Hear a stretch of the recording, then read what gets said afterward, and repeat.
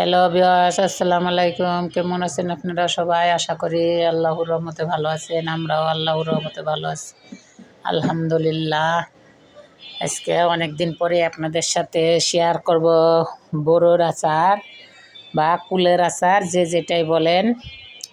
আপনারা তো অনেকে অনেকভাবে খেয়ে দেখছেন, এখন বানিয়ে দেখছেন। আমাদের মতন খেয়ে দেখবেন একবার বানিয়ে আমরা কীভাবে কুলের আচার বানাই। দেখুন, গাছের বড়ই পেরে রৌদ্র দিয়ে পাকা বড়ইগুলো শুকিয়ে নিছি। এখন বড়ইগুলা একটু ভিজিয়ে রাখছি, এখন একটু ফাটিয়ে দিচ্ছি। ফাটিয়ে দিলে চিনিটা সুন্দর মতন ভিতরে ঢুকবে। তার জন্য আমরা কীভাবে দেখুন আচার বানাচ্ছি, কুলের আচার। রসুন আস্তা রসুনের কোয়া দেব, এই জন্য রসুনগুলো ছিলে নিচ্ছি। আর সরিষার তেল, হালকা অল্প একটু সরিষার তেল দেব। এখন কিভাবে বানাই আপনারা খেয়ে দেখবেন, আমাদের মতন করে বানিয়ে চেটে পুটে শেষ একবারে চুলার থেকে নামানোর সাথে সাথেই গোটা মশলা দিয়ে দিচ্ছি। জিরা, আস্ত জিরা, তারপরে পাঁচফোড়ন, সব গোটা মশলা একটু একটু করে দিয়ে দিচ্ছি। দারচিনি, লং, এলাচ সব দিয়ে দিচ্ছি। মিষ্টি আচার তো, এই জন্য সব কিছু দিচ্ছি। তারপরে দিব হচ্ছে গিয়া কুলগুলা ফাটিয়ে রাখছি। ধরেন 2 ঘন্টা 1.5 ঘন্টা ভিজিয়ে রাখবেন। রাখার পরে কুলটা নরম হয়ে যাবে, আর একটু সিদ্ধ দিয়ে নিলে হয়ে যাবে। 10 মিনিট সিদ্ধ দিলে। এই যে দেখেন, একটু লবণ দিয়ে দিলাম। তারপরে এখন কুলগুলা সুন্দরভাবে, এগুলো যে রসুনটা সিদ্ধ হয়েছে নাকি একটু দেখলাম, দেখে এখন কুলগুলো ঢেলে দেব। কুলগুলো একটু লাড়াচাড়া দিয়ে এর ভিতরে চিনি দিয়ে দেব।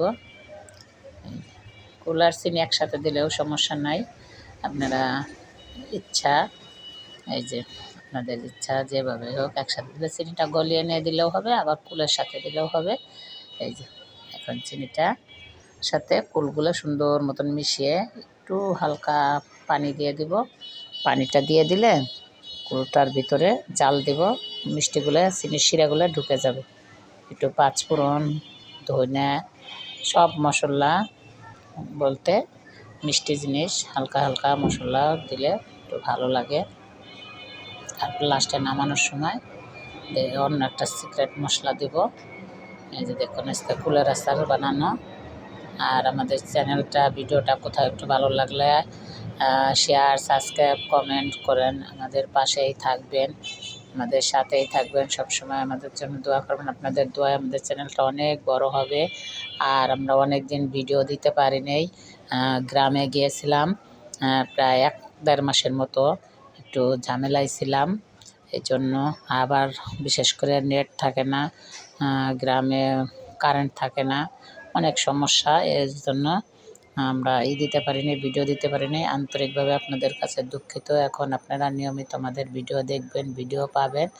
এই যে দেখুন, এই যে গোটা মশলাগুলো একটু হালকা টেলে নিচ্ছি। এখন এগুলো ব্লেন্ড করে এই যে ঢেলে দিলাম। মশলাটা দিলে ফ্লেভারটা আচার আচার মনে হয়, ঠিক আছে। জিহ্বায় পানি এসে যাবে, যে কেউ খেতে চাইবে, একবার বানিয়ে খাওয়াইলে সে বারবার খাবে। এই যে খেতে চাইবে। আর বাচ্চাদের তো অনেক পছন্দের মিষ্টি কুলের আচার, বড়ির আচার। দেখেন কত সুন্দর হয়েছে, মাশাল্লাহ। এই যে দেখেন, অনেক সুন্দর হয়েছে, মাশাল্লাহ। আজকের মতন এতটুকুই, পরবর্তীতে আবার দেখা হবে। আসসালামু আলাইকুম। এই যে দেখুন কত সুন্দর হয়ে গেছে। আল্লাহ হাফেজ।